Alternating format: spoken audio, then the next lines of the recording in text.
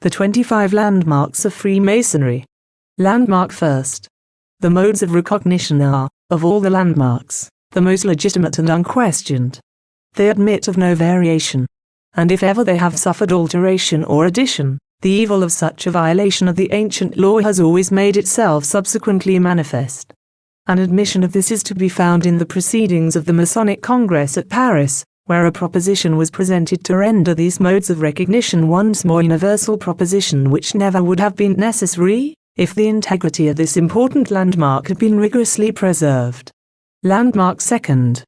The division of symbolic Freemasonry into 3 degrees. This is a landmark that has been better preserved than almost any other, although even here the mischievous spirit of innovation has left its traces, and by the disruption of its concluding portion from the 3rd degree, a want of uniformity has been created in respect to the final teaching of the Master's Order.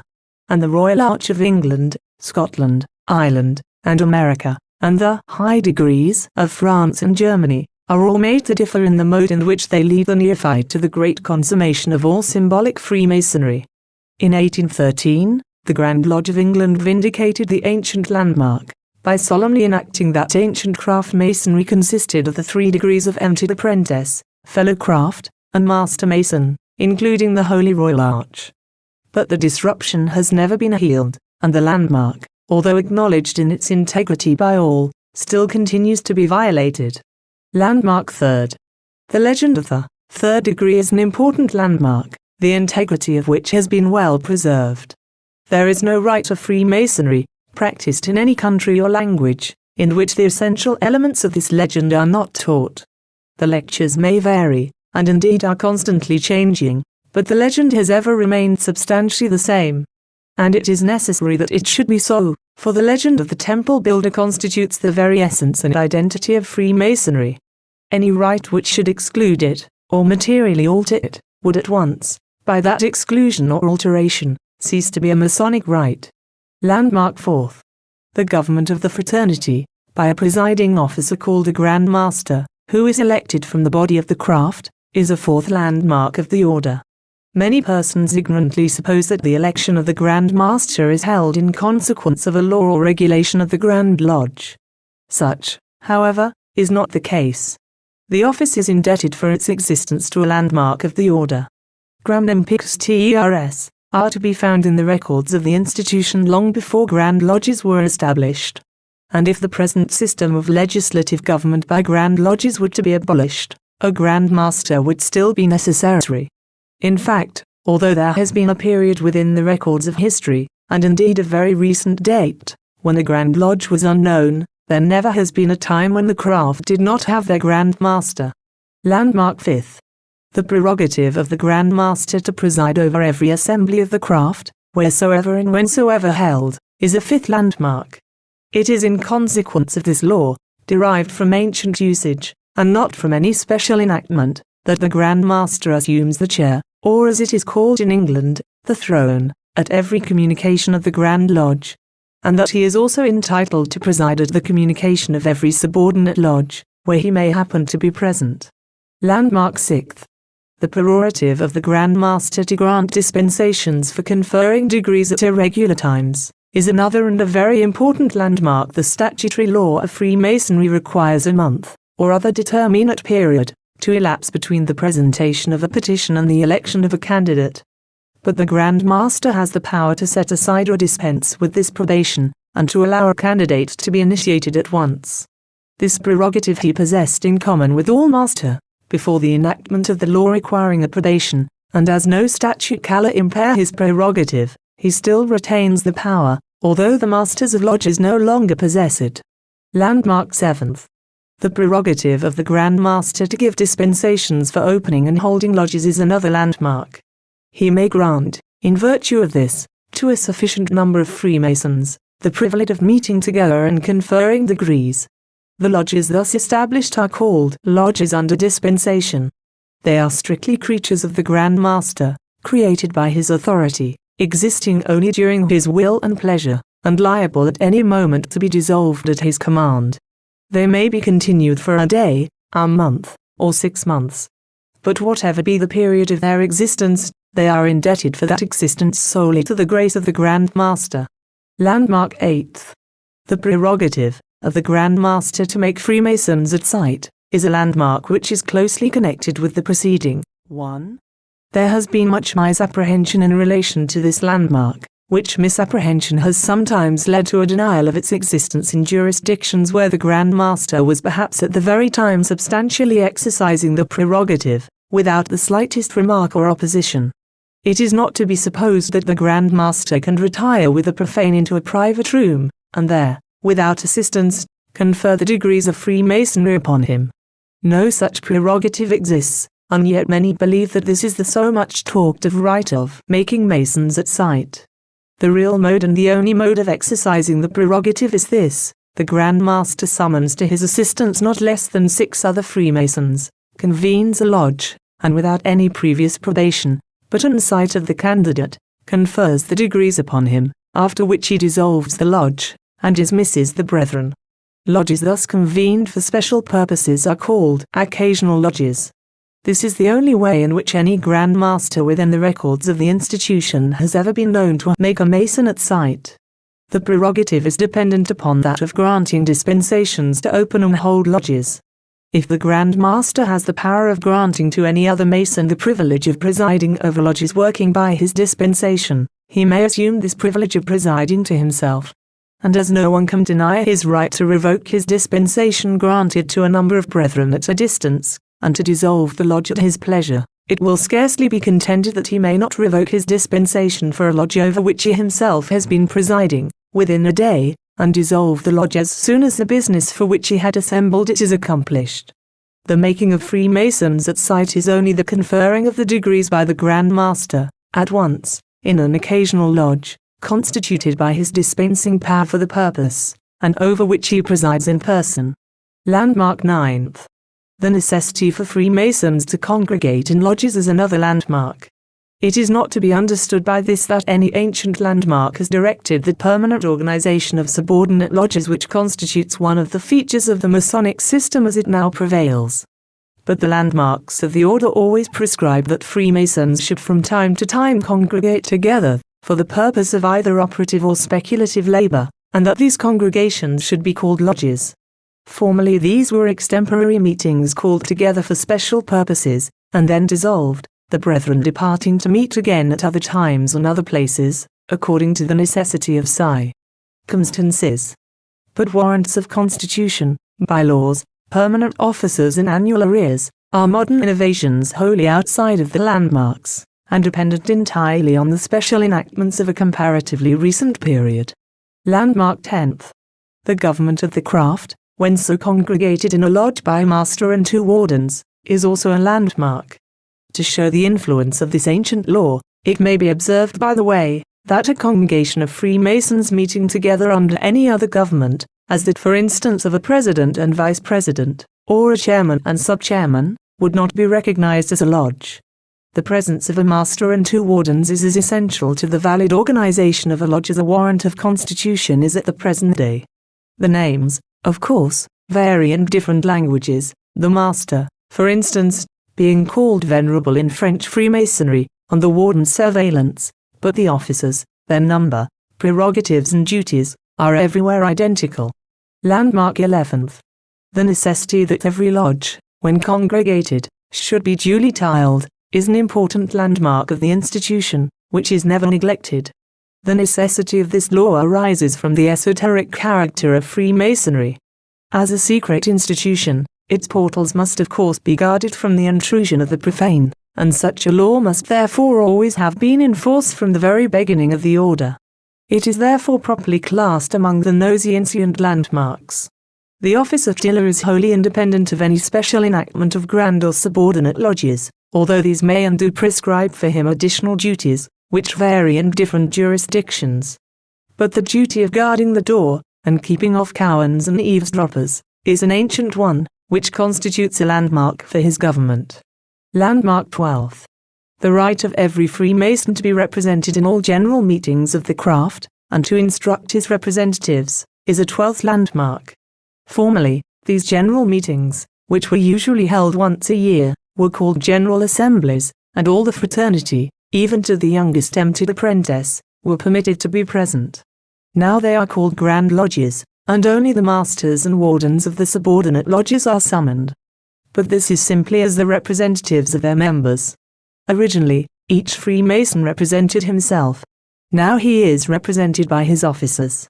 This was a concession granted by the fraternity about 1717, and of course does not affect the integrity of the landmark, for the principle of representation is still preserved. The concession was only made for purposes of convenience. Landmark 13th. The right of every Freemason to appeal from the decision of his brethren in lodge convened, to the Grand Lodge or General Assembly of Freemasons, is a landmark highly essential to the preservation of justice, and the prevention of oppression.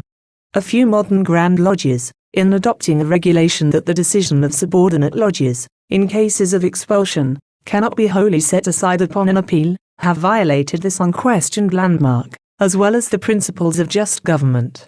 Landmark 14th. The right of every Freemason to visit and sit in every regular lodge is an unquestionable landmark of the order. This is called the right of visitation. This right of visitation has always been recognized as an inherent right, which inures to every Freemason as he travels through the world.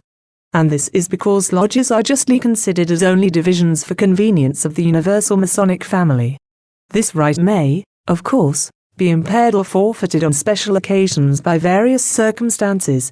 But when admission is refused to a Freemason in good standing, who knocks at the door of a lodge as a visitor, it is to be expected that some good and sufficient reason shall be furnished for this violation of what is in general a Masonic right, founded on the landmarks of the order. Landmark 15th.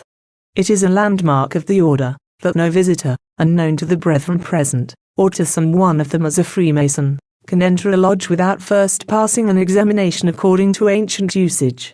Of course, if the visitor is known to any brother present to be a Mason in good standing, and if that brother will vouch for his qualifications, the examination may be dispensed with, as the landmark refers only to the cases of strangers, who are not to be recognized unless after strict trial, due examination, or awful information.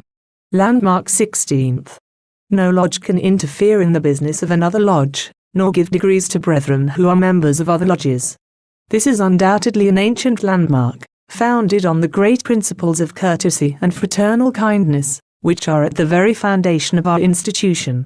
It has been repeatedly recognized by subsequent statutory enactments of all Grand Lodges. Landmark 17th.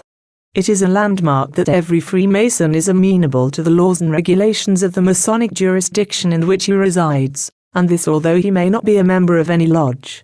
Non-affiliation, which is, in fact, in itself a Masonic offense, does not exempt a Freemason from Masonic jurisdiction. Landmark 18th. Certain qualifications of candidates for initiation are derived from a landmark of the order. These qualifications are that he should be a man, should be unmutilated, free-born, and of mature age. That is to say, a woman, a cripple, or a slave, or one born in slavery, is disqualified for initiation into the rites of Freemasonry. Statutes, it is true, have from time to time been enacted, enforcing or explaining these principles, but the qualifications really arise from the very nature of the Masonic institution, and from its symbolic teachings, and have always existed as landmarks. Landmark 19th. A belief in the existence of God as the grand architect of the universe, is one of the most important landmarks of the order. It has been always deemed essential that a denial of the existence of a supreme and superintending power, is an absolute disqualification for initiation. The annals of the order never yet have furnished or could furnish an instance in which an avowed atheist was ever made a Freemason. The very initiatory ceremonies of the first degrees forbid and prevent the possibility of so monstrous an occurrence. Landmark 20th. Subsidiary to this belief in God, as a landmark of the order, is the belief in a resurrection to a future life. This landmark is not so positively impressed on the candidate by exact words as the preceding, but the doctrine is taught by very plain implication, and runs through the whole symbolism of the order. To believe in Freemasonry, and not to believe in a resurrection, would be an absurd anomaly, which could only be excused by the reflection, that he who thus confounded his belief and his skepticism, was so ignorant of the meaning of both theories as to have no rational foundation for his knowledge of either. Landmark 21st. It is a landmark, that a book of the law shall constitute an indispensable part of the furniture of every lodge. I say advisedly, a book of the law, because it is not absolutely required that everywhere the Old and New Testaments shall be used. The book of the law is that volume which, by the religion of the country, is believed to contain the revealed will of the grand architect of the universe. Hence, in all lodges in Christian countries, the book of the law is composed of the Old and New Testaments. In a country where Judaism was the prevailing faith, the Old Testament alone would be sufficient. And in Mohammedan countries, and among Mohammedan Freemasons, the Quran might be substituted. Freemasonry does not attempt to interfere with the peculiar religious faith of its disciples, except so far as relates to the belief in the existence of God, and what necessarily results from that belief. The book of the law is to the speculative Freemason his spiritual trestle board. Without this he cannot labor. Whatever he believes to be the revealed will of the grand architect constitutes for him the spiritual trestle board, and must ever be before him in his hours of speculative labor, to be the rule and guide of his conduct. The landmark, therefore, requires that a book of the law, a religious code of some kind, purporting to be an exemplar of the revealed will of God, shall form an essential part of the furniture of every lodge. Landmark 22nd. The equality of all Masons is another landmark of the order. This equality has no reference to any subversion of those gradations of rank which have been instituted by the usage of society.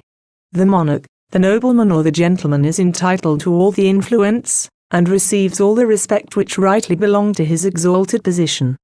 But the doctrine of Masonic equality implies that, as children of one great Father, we meet in the lodge upon the level that on that level we are all traveling to one predestined goal, that in the lodge genuine merit shall receive more respect than boundless wealth, and that virtue and knowledge alone should be the basis of all Masonic honors, and be rewarded with preferment. When the labors of the lodge are over, and the brethren have retired from their peaceful retreat, to mingle once more with the world, each will then again resume that social position, and exercise the privileges of that rank, to which the customs of society entitle him. Landmark 23rd. The secrecy of the institution is another and a most important landmark. There is some difficulty in precisely defining what is meant by a secret society. If the term refers, as perhaps, in strictly logical language it's sixfold, to those associations whose designs are concealed from the public eye, and whose members are unknown, which produce their results in darkness, and whose operations are carefully hidden from the public gaze, a definition which will be appropriate to many political clubs and revolutionary combinations in despotic countries, where reform, if it is at all to be effected, must be effected by stealth, then clearly Freemasonry is not a secret society.